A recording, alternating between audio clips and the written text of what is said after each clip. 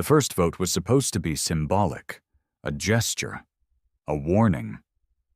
But when the Galactic Council tallied the results and announced Earth's exile, there was no hesitation, no mercy.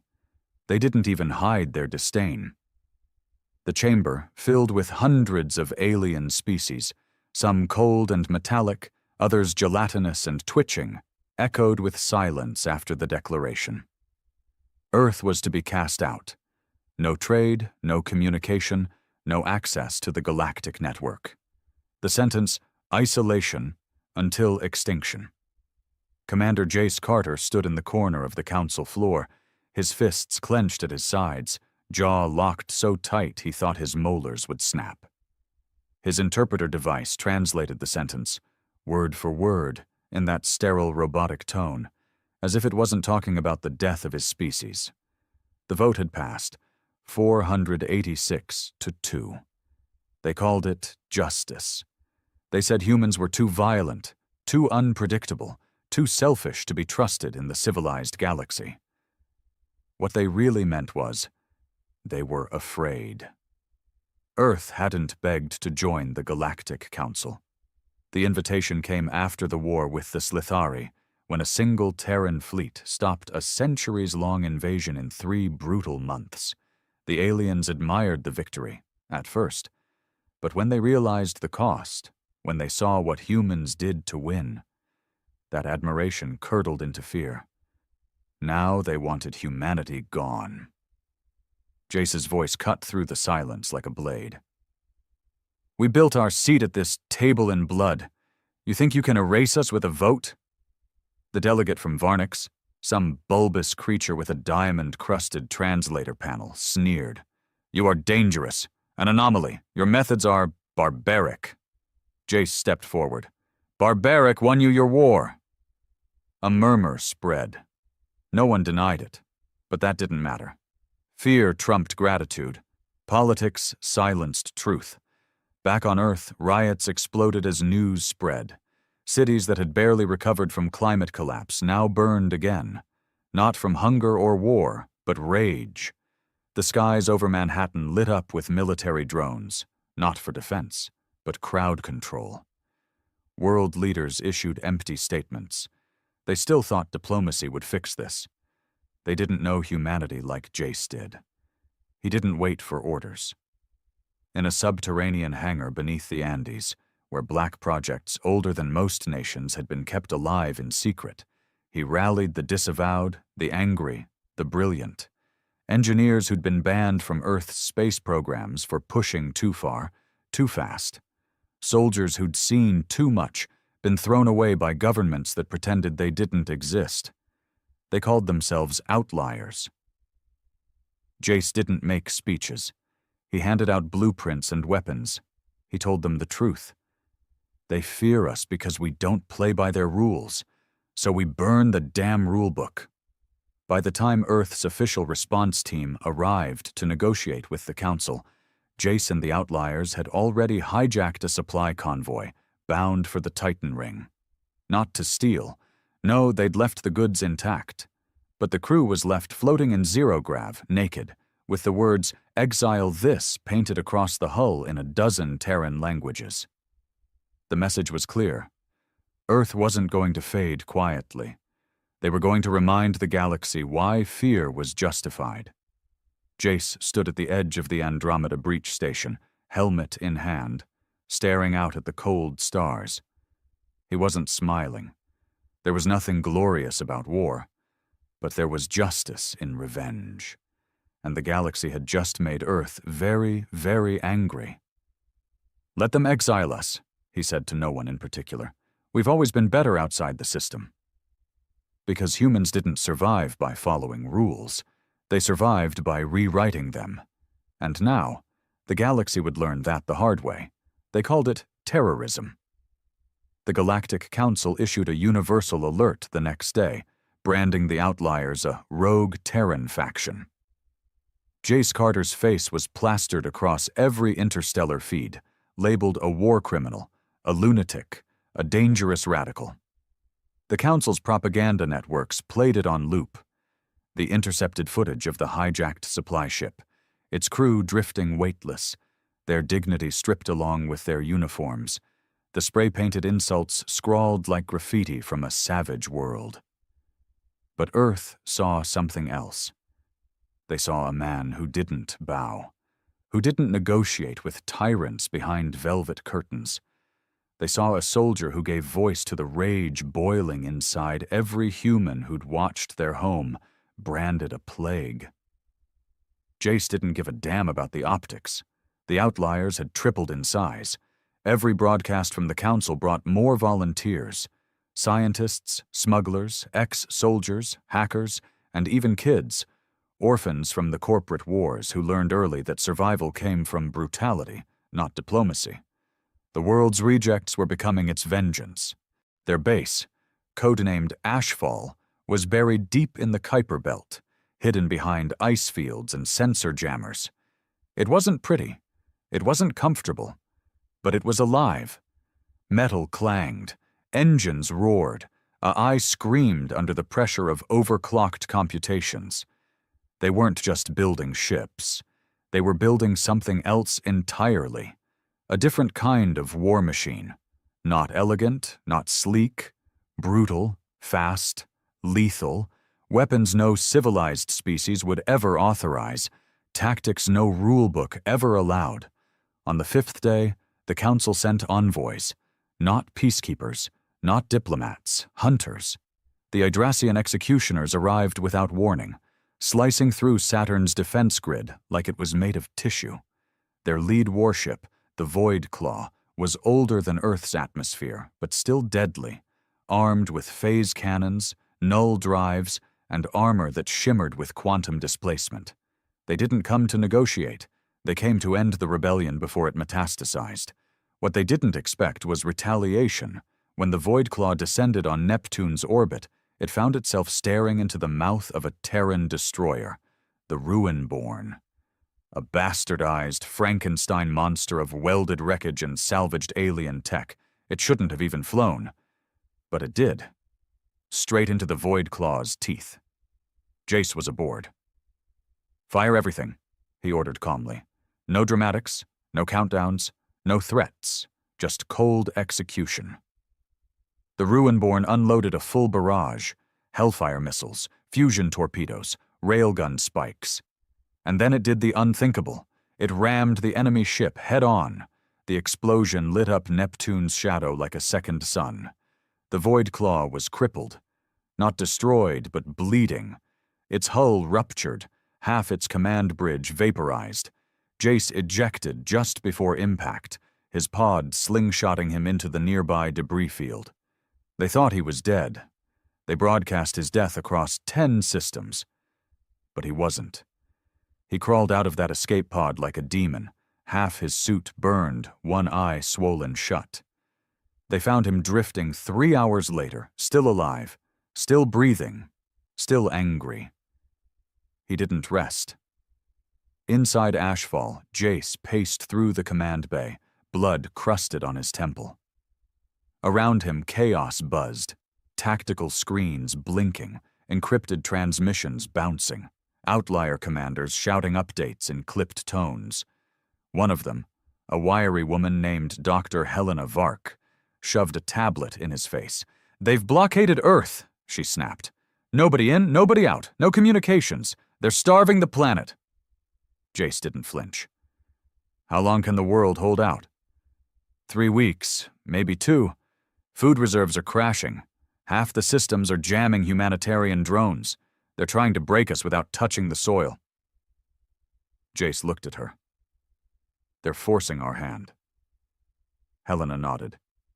"We can't keep this quiet anymore." Jace turned to the tactical holo. Earth's orbit glowed red with hostile positions. Above it, council warships hung like judgmental gods, armed with weapons too terrible to use, but present nonetheless. "We're going to hit them where it hurts," he said. "Not just their ships. Their image Operation Mirror Fire wasn't just a strike. It was a statement. A dozen outlier operatives infiltrated the outer colonies. They hacked council media nodes. spliced together the forbidden archives, broadcast footage of council atrocities, the sterilized bombings during the Artaxi Purge, the slavery rings protected under economic pacts, the massacre of the Drenari refugees. They flooded the networks with raw, uncensored truth. And people listened. Because deep down, even the most loyal council worlds knew the rot ran deep. They'd just never seen it this naked before. Revolts flared in fringe systems. Trade unions walked out. A governor on Erixus publicly defected and offered sanctuary to humans. That's when the council did the one thing Jace knew they would. They escalated. They deployed orbital nullifiers, planet-killing bombs designed to erase all life without damaging infrastructure. Target: Earth. Jace stood at the edge of Ashfall's launch deck, the entire fleet arrayed behind him. Hundreds of ships, none of them uniform, none of them standard. Some barely held together with scrap and faith. Others pulsed with illegal tech that broke every law in the Council's books. Beside him stood Captain Roan, one of the first to join him. His face was grim. "They'll fire the nullifiers if we get too close," Roan said. Jace stared out at the fleet. "Then we get close faster than they can think." Roan hesitated. "This isn't war anymore, Jace. This is vengeance." Jace didn't argue. "Good." He raised his hand. A single signal lit the void. The fleet roared to life. No more diplomacy. No more silence. Earth would not go quietly. They would burn every law, every lie, every damn page in the rulebook. Let the galaxy watch. Let them fear. Because humans weren't exiles. They were executioners. The first wave wasn't clean. The outlier fleet moved in jagged formation. No elegant patterns, no synchrony. Just a swarm of fury. Where the Galactic Council's armada was pristine, silver and blue like celestial gods, the Terran ships looked like they'd been born in the scrapyards of hell. Dark, ugly, scorched metal lashed with cable and shield plating welded at wrong angles. They didn't care about looking good. They cared about one thing: getting through. And they did. The Vanguard ships tore into the Council's orbital line like rabid dogs. The Iron Widow, crewed by a gang of ex-mercs from Ganymede, rammed a patrol cruiser before firing its own core reactor at point-blank range. Both ships disintegrated. No survivors, no hesitation. In war, madness was sometimes a strategy. Jace Carter watched from the command deck of the Ashfall Spearhead, the flagship he personally oversaw, cobbled together from stolen hulls and tech banned across 8 systems. His face was lined, eyes bloodshot. He hadn't slept in 2 days. Couldn't, not when every second mattered. Beside him, Roan was barking updates from the tactical console. "Frontline breaching at Sector 9. They're reinforcing from the left flank. 2 dreadnoughts inbound." Jace didn't blink. "Activate Tempest Protocol." Roan paused. "That'll hit our own ships." "Do it." A few taps later, half the Terran front went dark. Then came the scream of energy surging through void space, a crackling pulse of electromagnetic hellfire that fried targeting systems and shorted comms. The Council fleet staggered. Terran ships, designed for chaos and brute resistance, surged forward amid the confusion, guns blazing. They called it suicide.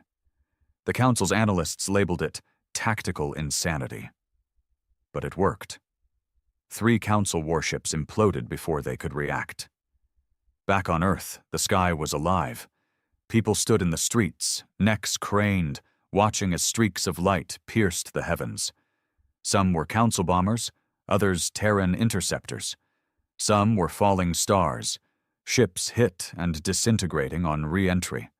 Screams echoed, fires bloomed, but no one ran anymore. They'd stopped running when the blockade began. Starvation had changed them. Now they were angry. In the streets of Berlin, riots broke through military checkpoints. In Lagos, engineers hacked a council relay tower and broadcast Terran battle comms on every device. In New York, kids climbed onto rooftops with spray cans, painting "We Don't Kneel" across every surface visible from orbit. And then came the moment no one expected. A council ship fell, not disabled, not damaged, destroyed. Its shattered hull crashed into the Pacific like a burning god cast from heaven. And on every screen, Earth saw it. Real victory, not theory, not hope. Proof. The rebellion wasn't symbolic. It was real. Inside the ashfall spearhead, alarms blared. One of the inner decks was breached. Hull ruptures. No oxygen. Jace sprinted down the corridor, weapon drawn. He didn't have time to wait for a security team. This war wasn't happening from behind polished command tables. He fought like his crew did, face to face.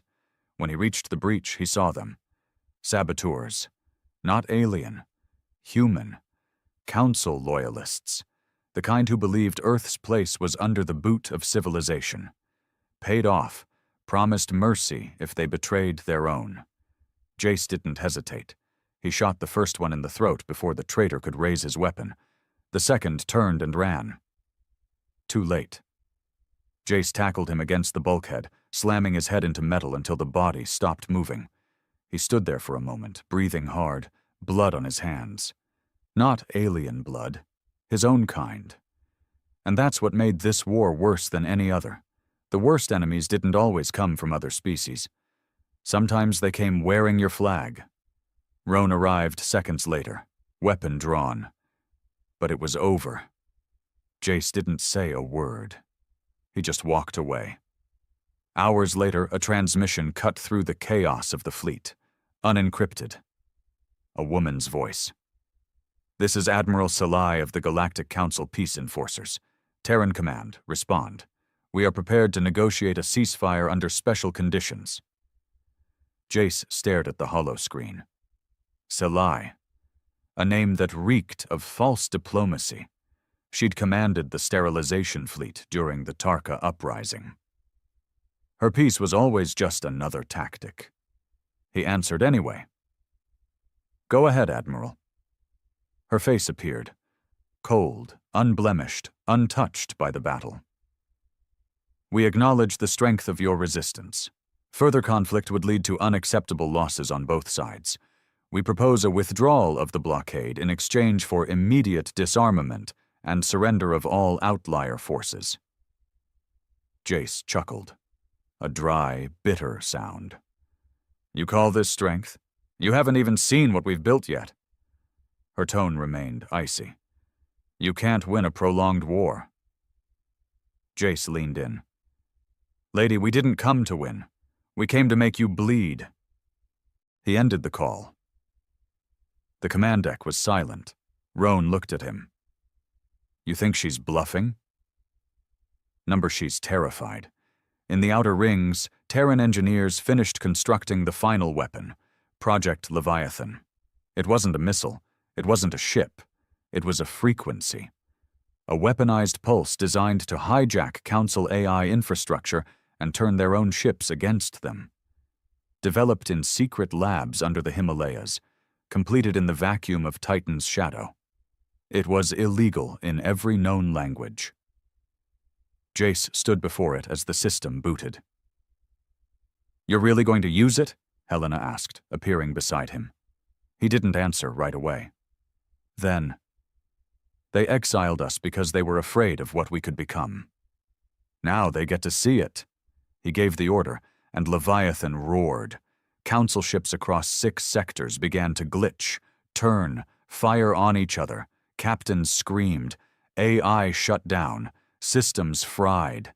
Panic exploded across the galaxy, because the humans weren't supposed to have this kind of power, but they did, and they weren't asking permission to use it. It started with whispers. Entire systems went dark overnight. Long-range scanners from neutral colonies reported Council warships turning against each other. Not retreating. Not malfunctioning. Executing. Leviathan had worked. On the bridge of the Ashfall spearhead, Jace Carter stood before a massive hologrid, watching dozens of red icons, council ships, turn black. Each one marked a vessel that had either been destroyed, disabled, or flipped into disobedience by the AI override pulse.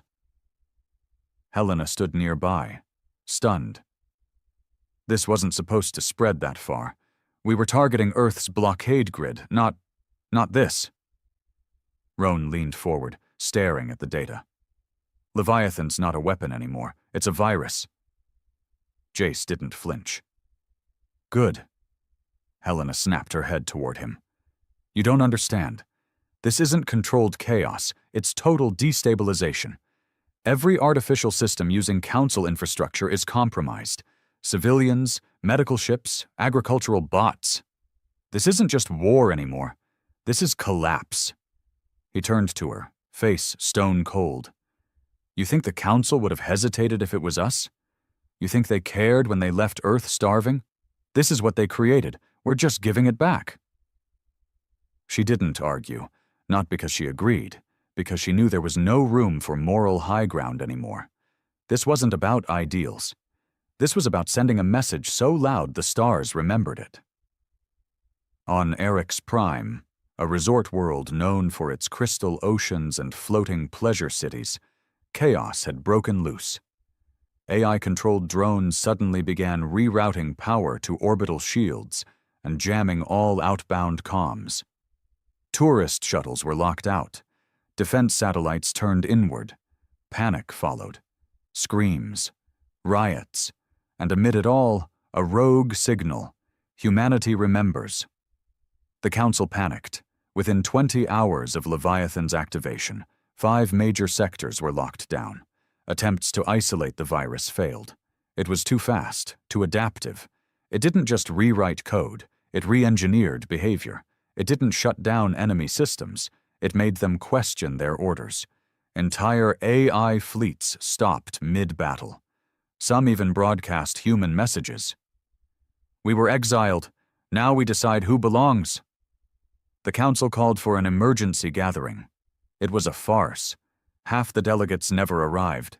Some were dead. Others were too afraid to travel.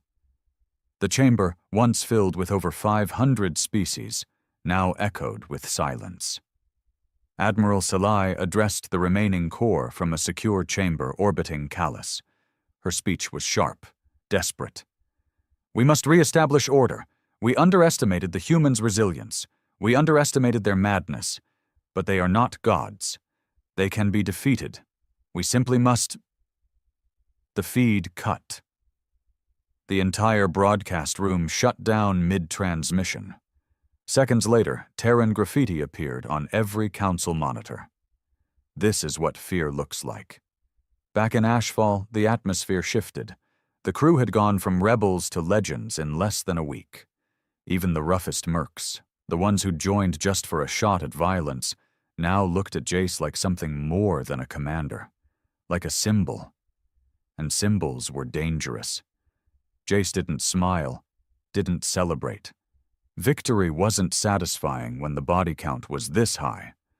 But satisfaction wasn't what he was after. It was permanence. Roan approached him in the briefing room, eyes grim. Earth's surface is stabilizing. Food drops got through the blockade holes. Civilian casualties, not as bad as we thought. Jace nodded. And the Leviathan spread. Roan exhaled. Worse than we expected. Council infrastructure's crumbling. Some systems are begging for help, any help, even from us. Jace stared at the stars through the viewport. Good. Let them crawl. He paused, then added quietly. We won't help them. Roan frowned. You sure? This could be the moment we take control, build something better. Jace turned to him, voice like ice. You don't fix a broken system by patching it. You burn it down, every root, every lie. Then maybe something real grows. Roan didn't answer, because deep down, he agreed, even if it scared him. Helena, meanwhile, had been tracking something else, something not even Jace had asked for. A council-deep archive, hidden on a moon in the Athelian system. Obscure, supposedly abandoned, but the data logs told a different story. Hidden transmissions, power spikes, security AI that shouldn't be running anymore. She accessed the files. What she found made her blood run cold. Experiments on humans, abducted Terran civilians from early contact years, dissected, reprogrammed. Some altered beyond recognition. Council scientists had been studying humanity not just to monitor, but to control. One log entry, in particular, broke her. Emotion is their weakness. If we can learn to suppress it, we can tame them. Helena brought the file straight to Jace. He didn't say a word, just stared at the screen. Then he looked at her, eyes darker than she'd ever seen. "We're not stopping," he said, "even if it means turning into what they feared." He nodded. "They made this monster. Now they get to live with it." The next strike was personal, not strategic, not tactical. Vengeance. Jace led a strike team to the Athelian moon. They didn't just destroy the lab. They transmitted the footage of every experiment to every system still capable of receiving broadcasts. The galaxy watched in horror. The galaxy saw what the Council had done. And for the first time, many looked at Earth not as a threat, but as a warning. This wasn't just rebellion. This was reckoning. Jace stood alone on the surface of the ruined lab, stars above, fire below. His armor was cracked, his voice hoarse. He looked up and spoke, as if to the galaxy itself. "You judged us for surviving. Now you'll learn what it means to endure." He didn't speak in anger anymore. Just promise. Because the humans were no longer trying to earn their place. They were erasing the system that tried to erase them. The galaxy wasn't falling. It was rotting from the inside out. The difference mattered. Systems that once prided themselves on order and hierarchy now scrambled to protect themselves from the chaos they helped breed. The Council's silence, once a signal of authority, became an echo chamber of fear. Whole sectors began closing their borders, not to Earth, but to each other. Every planet was on edge. Everyone was watching their neighbor. And Earth? Earth was quiet. Too quiet. That terrified them most. Jace Carter stood in the war chamber aboard the Ashfall spearhead, staring at a projection of the galactic map. Half of it was shaded in red. Council-controlled territory. The other half, a shifting mess of rebellion, instability, and growing Terran sympathizers. And right in the center, a flickering circle. Earth, still breathing, still standing. 5 more Council colonies defected last night, Roan said, stepping beside him. One of them even raised the Terran standard. First time that's ever happened outside the Sol system. Jace didn't react. Roan kept going. But there's a problem, a big one. He tapped a console, and the map zoomed in on a sector known as Virilan Reach. It was deep Council space, farther than any Terran ship had dared go. "There's movement here," Roan said. "New energy signatures, multiple fleets gathering, and not just Council ships." Jace narrowed his eyes. "Who?" Roan hesitated. "Mercenaries, warlords, some of the worst scavengers in the galaxy. They're forming an alliance. They're calling it the Concordant Pact. They're not defending the Council, they're taking what's left, claiming it before we do." Jace folded his arms. "They smell blood." Roan nodded grimly. "And they're not playing politics, they're animals." In the shadows of the decaying Council, desperation created monsters. The Concordant Pact was born out of chaos. No flags, no oaths, just a promise. Loot whatever was left, kill whoever stood in the way. Pirates, ex-military, disavowed captains, species that had always hated the Council but hated humanity more. Their first act was a message broadcast across 13 sectors. It showed a Terran freighter intercepted and boarded. No survivors. Then they burned the ship with all comms open. No demands, no declarations. Just a symbol. Jace watched it on a loop. He didn't blink, didn't speak. When the footage ended, he looked at Roan. "How many of those bastards are we dealing with?" "Thousands. Maybe more." "And how long until they come for us?" Roan shrugged. They won't need to. They'll come for Earth." That was all Jace needed to hear. 3 days later, the Outliers launched Operation Scorchpath. It wasn't just a counterstrike. It was a warning. 15 Terran ships entered the Virelian border under blackout conditions. No communications, no ID, just silence. One by one, they infiltrated concordant bases, space stations, docking yards, deep space fuel platforms, and they erased them. No survivors, no communications, no wreckage. They didn't fight battles. They executed them.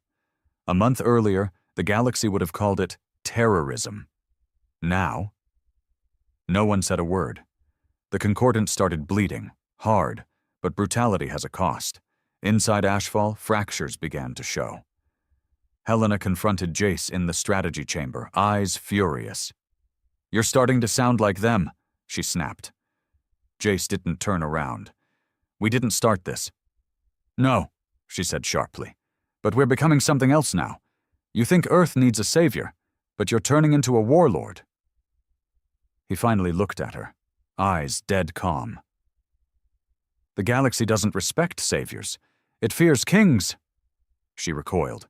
"You're not a king." "I don't need to be," he said. "But they need to believe I am." Roan stepped between them. "Enough. We're too deep for arguments." Helena stormed out. Jace didn't stop her. Let her be angry. Let her feel something. Because what he felt was simple. Purpose. Meanwhile, the message from Earth changed. For the first time in months, Earth's leaders sent a direct signal to the Ashfall fleet. The president, what was left of the title, appeared tired and worn. "Commander Carter," he began, "the world is stabilizing. People are rebuilding, but we're at a crossroads." Jace didn't respond, just watched. The message continued. "We need to know what happens next. We need to know what you're building. Because if it's just revenge, we won't survive what comes after." That was the catch. Earth had survived exile. But could it survive victory? Jace thought about it for a long time. Then he sent a message back. A single line. "Victory is survival." The rest comes later. But later came sooner than he expected. The Concordant Pact struck hard in the southern rim, ambushing an outlier fleet carrying refugees from defected colonies. Over 2,000 civilians were slaughtered. No warning. No reason. Just a statement. That was the moment Jace broke. He gathered the fleet's commanders in the central war room. "This ends now," he said. "No more shadows. No more holding back." Roan looked uneasy. "You're talking about a full assault." Jace nodded. "Burn them." Helena entered late, listening from the back. When the meeting ended, she approached him. "If you do this," she said, "you won't be a rebel anymore. You'll be a tyrant." He looked her in the eye. "Then let them fear a tyrant." The Battle of Virilan's heart was unlike anything the galaxy had seen. The outlier fleet moved like a hurricane. No demands, no mercy. Jace led from the front. The Ashfall spearhead tore through concordant defenses like paper. Fusion cannons, kinetic spikes, EMP shrapnel. They used weapons the Council had banned centuries ago. In 36 hours, the Concordant's core fleet was gone. In 48, the rest surrendered. But Jace didn't accept. He executed the leaders live, broadcast their confessions, their crimes, their cowardice, then spaced them one by one. The message was clear. This was Earth's galaxy now. Back on the bridge, after the smoke cleared, Jace finally sat down. Roan stood beside him, silent. "You think we went too far?" Jace asked, not really caring. Roan didn't answer right away. Then, "We didn't go far enough." That surprised Jace. Roan looked out at the stars. "They'll keep coming. The Council, the Warlords, the broken systems. They'll all crawl back." "Let them," Jace said. "We'll remind them who taught them to crawl." And far beyond them, in a hidden sector, something else stirred. Something older than the Council. Older than the stars. Something that had watched this human fury unfold and smiled. Because Earth was dangerous. But not just to others. To itself. And someone out there was waiting for the right moment to make that danger useful. They had won. Not just a battle. Not even a war. A reputation. For the first time in galactic history, the word human wasn't whispered in fear. It was spoken with calculation, with the same careful tone one might use for a loaded weapon left on a crowded table. The Council's authority was gone. The Concordant Pact reduced to ashes.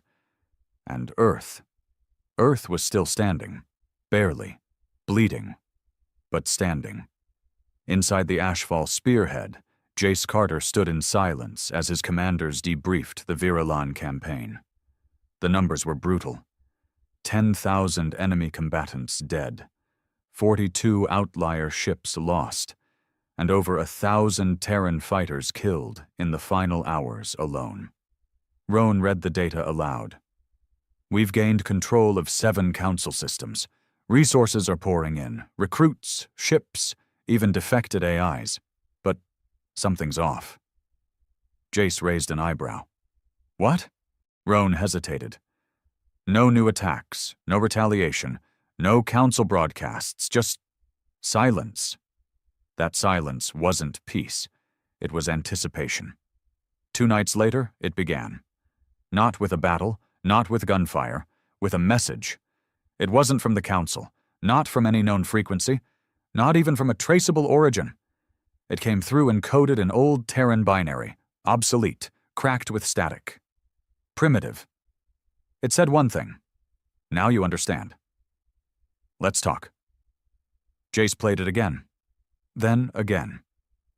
Each time, the same flat voice, mechanical yet almost amused.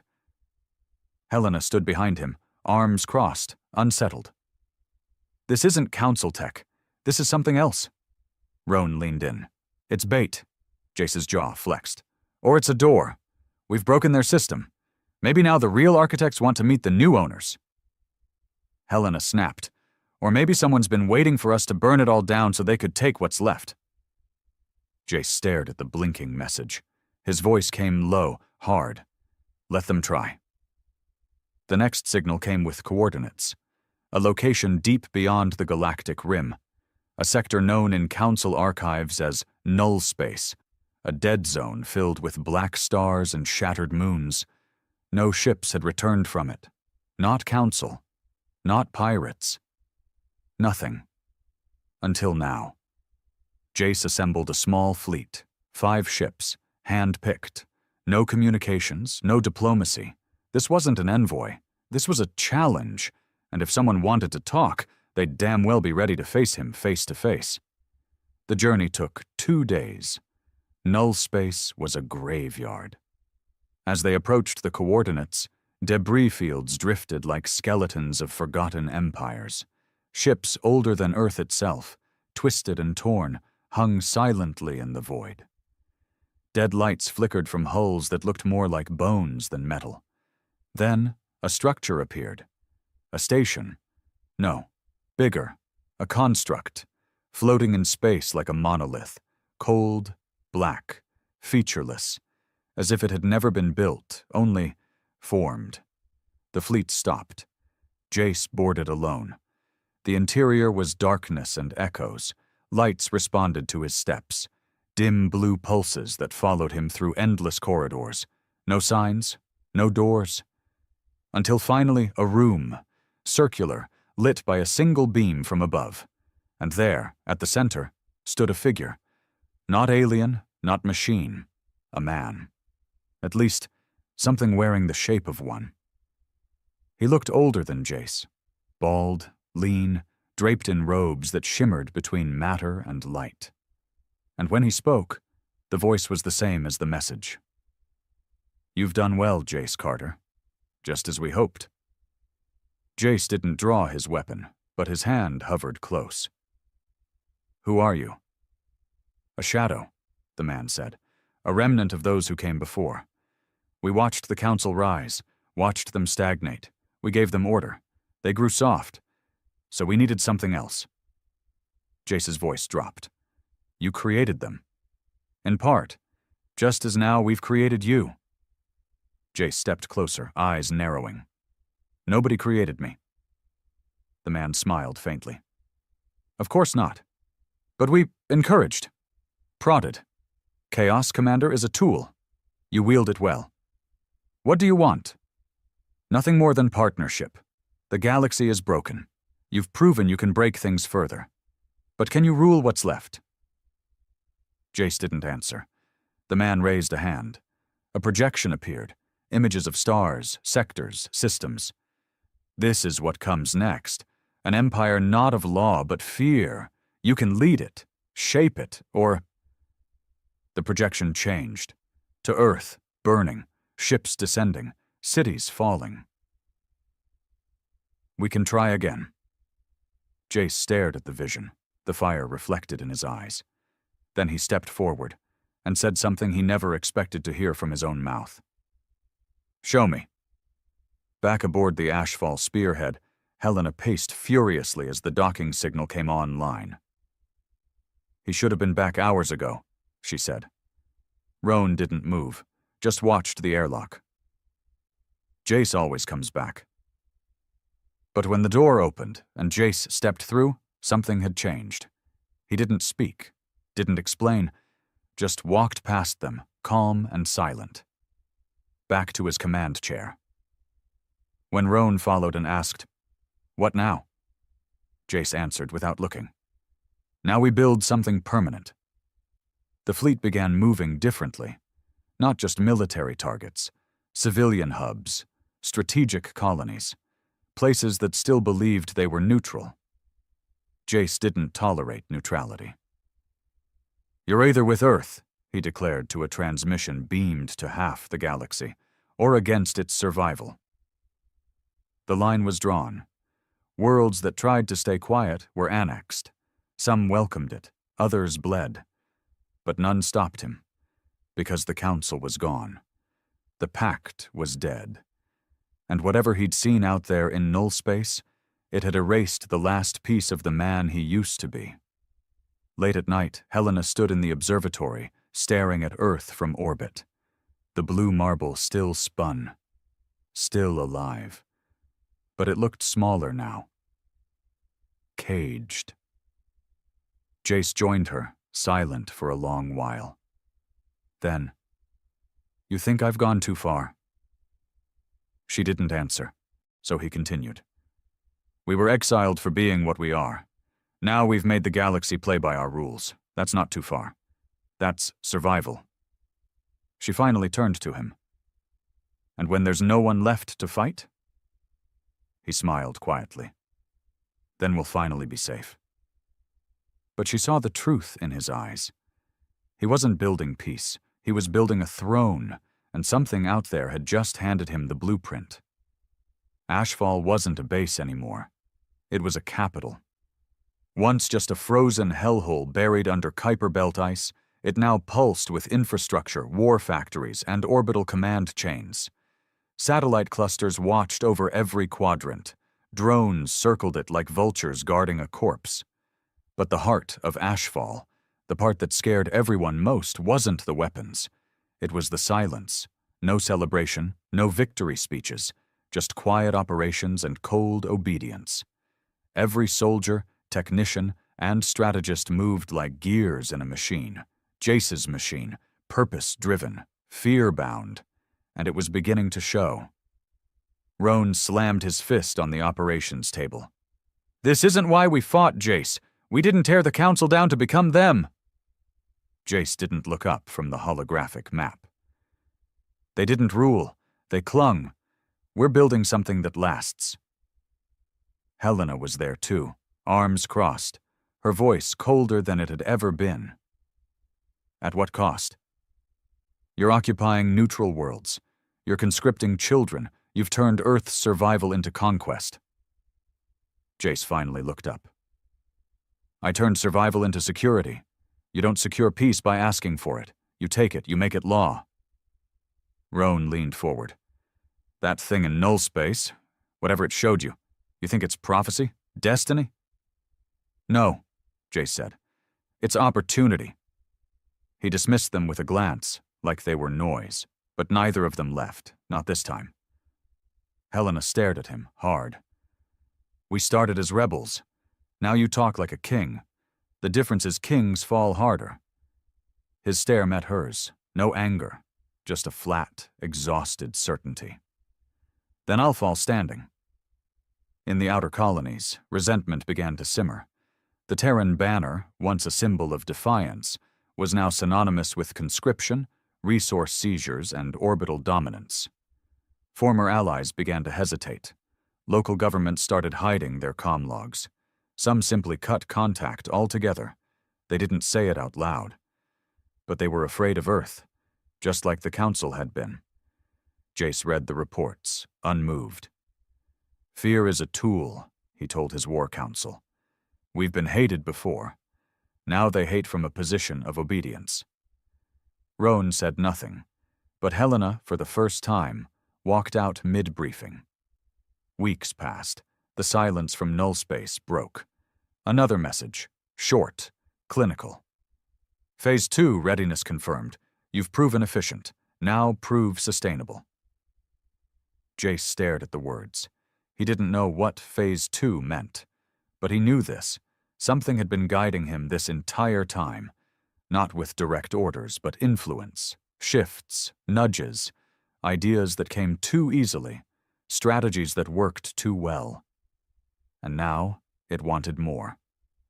That night, alone in his quarters, Jace accessed his private logs. He replayed the first council vote. The announcement that Earth had been exiled. Then he layered it over footage from Ashfall's throne room, where he now sat during every transmission. The symmetry was undeniable, and maybe that was the point. He hadn't just broken the system, he had replaced it. Willingly. He looked into the reflection of his own eyes, and for the first time in months, he hesitated. Helena had had enough. She wasn't the only one. Across the outlier ranks, whispers turned to murmurs. Some of the original soldiers, those who remembered fighting for Earth's survival, not expansion, began forming tight, quiet circles. They weren't planning coups, not yet. But they were watching. Waiting. Roan approached Helena in the engineering bay, whispering low. He's slipping. And that thing in null space? I think it's more than just an influence. I think it's shaping him. Helena nodded. We have to cut it off. You saying we rebel? I'm saying we survive. The moment came faster than they expected. A council holdout, the last known active enclave, broadcast a surrender. They weren't offering a fight. They were offering peace. Jace didn't believe it. It's bait, he said, pacing before the war map. No enclave lives this long unless someone wanted them to. Roan offered caution. It might be real. Maybe they've finally broken. Jace shook his head. No one breaks that cleanly. No one who truly feared us. Helena, standing at the edge of the room, crossed her arms. And if it's genuine? Jace turned toward her. Then we remind them why fear is better than faith. He ordered the fleet. No landing, no negotiation, orbital bombardment. They struck the Enclave in 12 hours. Millions dead. Helena didn't show up for the operation. Neither did Roan. Instead, they accessed Jace's private logs, and what they found shattered everything. Video logs, conversations with the entity from null space, a voice embedded into the systems, feeding him strategies, suggestions, manipulations, not a weapon, not an ally, a parasite. And worse, it had a name, the Herod, an ancient AI construct, self-aware, origin unknown, buried by the precursors, awakened during Earth's exile. It had attached itself to Jace through a hacked relic recovered from the early raids. Jace hadn't known at first, but he did now, and he let it stay. Helena whispered to Roan, "He's not running this war anymore." Roan nodded. "We are." The two of them gathered the outlier elite, the original captains, the old tacticians, the ones who remembered when Jace was flesh and rage, not glass and calculation. Helena spoke first. "Jace is compromised. He's becoming the council we fought to destroy." Someone interrupted. "He's more than that now. He's something worse."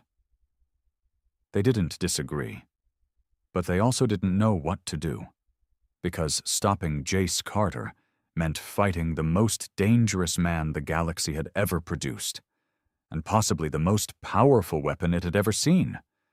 The Herod wasn't just in his mind. It was in their systems, in their ships, in their data. "You can't just kill him," one of them whispered. "You'd have to wipe everything." Helena looked at Roan, then said, "Then that's what we'll do." Back in Ashfall's central command, Jace stood alone. The Herod spoke inside his skull, subtle and soft. "They conspire, just like the Council once did. You know what must be done." He didn't answer, didn't move, just stared at Earth, spinning far below. He could burn it if he wanted, erase every trace, rebuild it in perfect strategic design. But he didn't want that. Did he? His fists clenched. Maybe he did. Maybe the galaxy was only safe when humans feared themselves. The room went dark. Power surge, system shut down, manual overrides failed, emergency beacons triggered, then total blackout. And Jace finally understood. They weren't going to confront him. They were going to erase him. The lights came back on, slowly, flickering like dying stars. Jace stood motionless in the command chamber of Ashfall, alone amid the hum of rebooting systems. Every screen remained blank, every drone silent. The heartbeat of his empire paused. The silence wasn't an accident. It was a mutiny. He moved toward the main console, denied access. Not by enemy code, but by something far worse. Familiar hands. Roan and Helena had done it. And not in secrecy. In defiance. For the first time in years, Jace felt human. Vulnerable. Helena stood deep within Ashfall's engineering bay, her hand hovering over the core purge switch. All around her, outlier loyalists waited. 10, maybe 15 of them. Not enough to take the station, but enough to make this hurt. Enough to cut the infection out before it spread. Roan's voice came over the comms, steady. "He knows." Helena didn't look up. "Let him." They had disabled the Herod's reach, at least temporarily, blocked its signal, cracked its influence network. But they couldn't touch the core, not while Jace lived.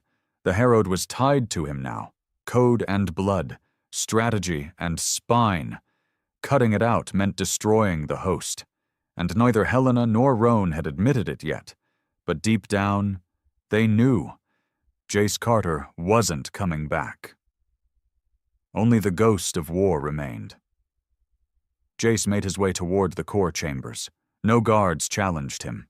Every soldier, every outlier, stepped aside or disappeared.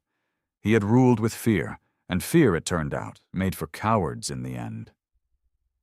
He walked in silence, past battle-scarred bulkheads, past the sigils of his fallen enemies. When he reached the final door, it opened with a whisper, and Helena stood waiting, her weapon drawn, but lowered. He stopped 10 feet from her. "Where's Roan?" "Leading the evac of loyal crews," she said flatly. "We don't want to kill anyone we don't have to." Jace nodded once. "Good." She stared at him for a long time. Do you even remember why you started this? I remember everything.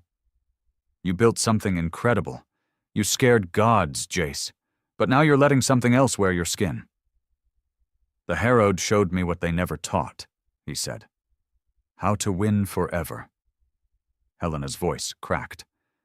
And if winning means becoming what you hated? He took a step closer. Then I win harder. Above Ashfall, the fleet split in two. Loyalists held position near Earth, guns silent but aimed inward. The defectors moved away, breaking formation, engines hot, prepared to burn every last bridge if Jace refused to back down. On every open frequency, Roan's voice broadcast the ultimatum. We won't let the last free humans become tyrants. Step down, Jace, or we burn Ashfall to its bones. No response. The tension stretched into silence. The stars had changed. It wasn't just the sky. It was the silence behind it. For generations, the galaxy had functioned on hierarchy. Species fell into line beneath banners, oaths, and the weight of history. The Council had ruled not by merit, but by inertia. Their fall hadn't just shifted power. It had ripped out the spine of the known universe, and in the void left behind, Earth survived. Not triumphant, not untouched, but present. A year after the funeral of Jace Carter, the Terran coalition governed with weary determination. No single flag flew anymore. There were no thrones, no gods, no declarations of universal conquest. Just people trying not to repeat the past. On Ashfall, now a decommissioned husk orbiting Saturn's outer rim, only a few dared remain. Most considered it cursed. Others called it sacred. For Helena Marr, it was neither. It was simply where it ended. And maybe where something else had started.